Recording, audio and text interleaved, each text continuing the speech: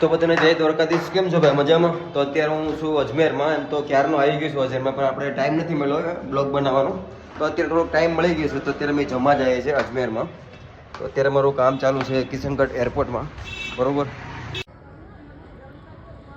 આ બધું ભાઈ ઉપર છે, પહાડ જેમ જ છે અહીંયા.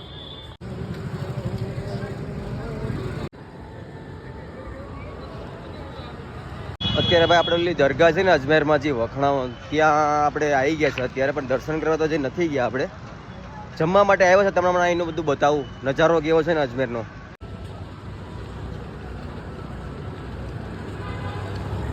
હજી સામે રોડ જઈશ ને એ અજમેર દરગાહ બાજુ જઈશ.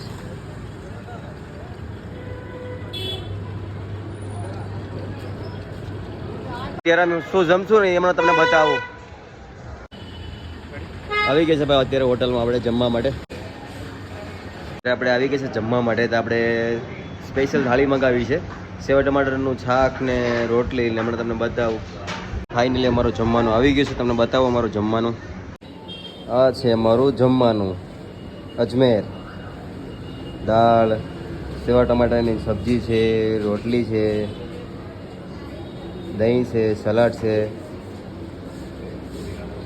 સારું છે ને જમવાનું? બધા ખાલી કોમેન્ટ કરજો કોને કોને ભાવે છે.